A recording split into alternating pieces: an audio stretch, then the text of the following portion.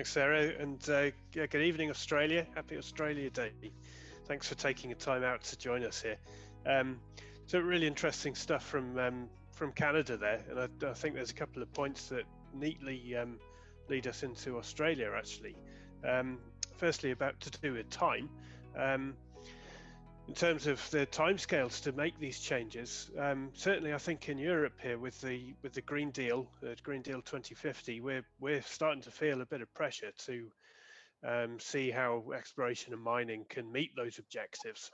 And time is not our friend, actually, if we're going to produce those critical raw materials in a responsible and socially acceptable way. We do need to get moving on the acceptability issue. So JORC has been doing some really interesting work. JORC is it's the Joint Ore Reserves Committee in Australia, and I think we're also represented here by AusIMM, the Australian Institute of Mining and Metallurgy.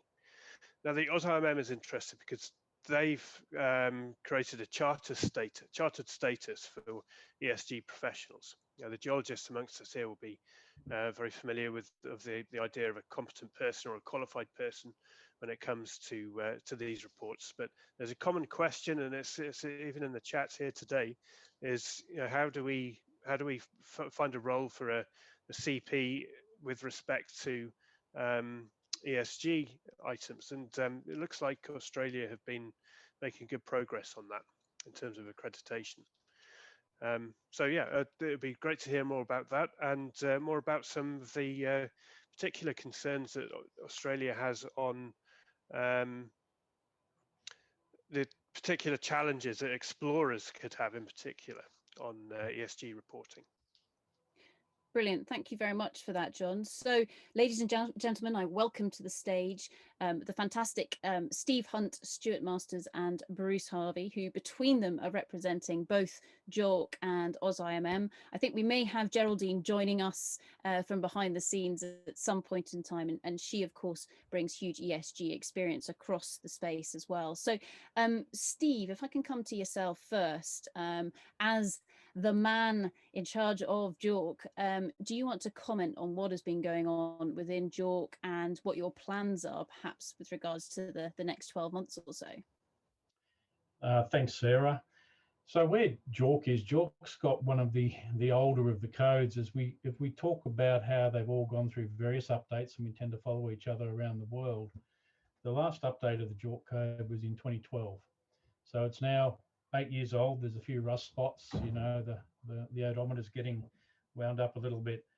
And where we are is we've just really started our engagement process with our stakeholders to get comments around areas to review, suitability, concerns, etc. So I've launched an online survey in December. We will be reviewing that, going back to stakeholders a number of times, setting up some working groups, but our intent is to have a new code by the end of the year. There's been a lot of developments in our region over this last 8 to 10 years in the whole environmental, social and government areas. If I probably do those in reverse, the changing legislation in Australia between perhaps states and the federal government, they're not always aligned, but there is a tendency for reporting codes to become part of formalised processes. The community consent process has changed remarkably, over the last 10 years. There's no one model. It's sometimes legislated, in fact, outside of the mining lease process. So it can be a completely separate government process of reviews and the like. Environmental standards, like everywhere, they continue to evolve. And some of those get hard coded into legislation, some of them aren't. So what's the right thing to be doing and where are the things there? And last but not least, we tend to talk about ESG, but the changes to investor expectations. And as came out of the last session there, that actually really does mean about project financing too. So if you don't have those people happy, you can have all the rocks in the ground you like and you're nowhere, because you can't develop a process. So all of these things are moving, and they've all moved considerably in that last period of time. we know we're going to have to engage with a bunch of stakeholders there. There will be a lot of commentary come into the committee, as a minimum, but we have to find a way to make the code workable, but then get appropriate, material disclosure and appropriate transparency in the sector, so we can avoid, ultimately, that a reserve reported, misleads, the investors in the community and the like. So there's a whole chunk of that in there. A lot of it's about what are the approaches, how do we understand what is professional work, and how do we get alignment, because we don't want each of the international codes to look something different. They've got to all progress in stages, but they've all got to get to a common basis. I might throw over to Bruce now and talk about the work that's been happening from a professional group side about how do we self-recognise in this sector. Bruce? Thanks, Steve. And Sarah, I've lost my headset. It's just gone out. So hopefully you can hear me talking direct to computer. Yep, we can indeed. Thanks, Bruce. All right, very good. Well, look, I'm not a member of JORC or VELMIN. I'm on the AusIMM Social and Environmental Committee, and I'm chair of what's known as the ESG Social Responsibility Committee. The former is a standing committee, the latter is not a standing committee. We're basically organising forums for AusIMM to consider these matters of ESG more broadly. As a result of that, independent of JORC, because we're looking right across all project gateway reviews and our industry acceptance as broad as possible, and more particularly at the professional standing of our members. So last year, as a result of that work and a forum we held in 2019, AusIMM developed what's known as its social responsibility statement. That statement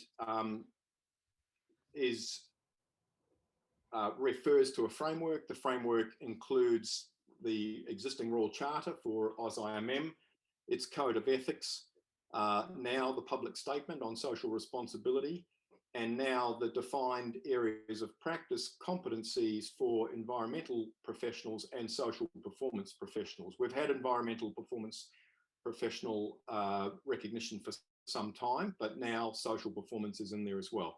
So that in the statement generally, it refers to what level 1, which is basically says all members of the AusIMM need to be aware that they have social responsibility accountabilities in their everyday work. Level 2 says those members who are in leadership roles have to have a degree of understanding and how that will be applied in their work environment and with their work teams. And level 3 is competence. So it's people with environmental and social performance credentials, if you like. We don't mean it to be credentialing as such, but we want, and we have defined a set of area of practice competency descriptors. They're not, we don't claim that they're universal, but they cover everything and they will evolve, and all of the links to that are available on material we've sent in, and anyone can find that. Now, although it doesn't directly relate to JORC or any of the codes that you're referring to, our position is that at some point it will be necessary for people to sign off on ESG factors. In fact, it's already necessary for project financing in major projects that have equator bank financing, or it's like some of the projects I've been in, IFC financing. So, you already have to have people who know what they're talking about across a full suite of ESG matters. So the development of the Chartered Professional area of practice competencies for environmental and social performance practitioners is designed to do that. It will ultimately be available for those people. It will not be, we don't propose that it will be necessary to have chartered professional status to be deemed competent for the purposes of signing off on a code. but we are saying it'll certainly be a pretty good indicator that you might be getting there. So we've got, you know, there's this conundrum around credentialing. There may be people who choose not to become chartered professional, and it's a pretty onerous process, I might say, for the geologists, for metallurgists, for anybody to achieve chartered professional status within the AusIMM. It's no less so for environmental and social performance professionals. It's pretty onerous. We're not saying that you have to have that to be deemed competent, because some people may choose to just rest upon their CV, and so they should. I mean, some people have got some pretty extraordinary CVs, so they should be recognised for that.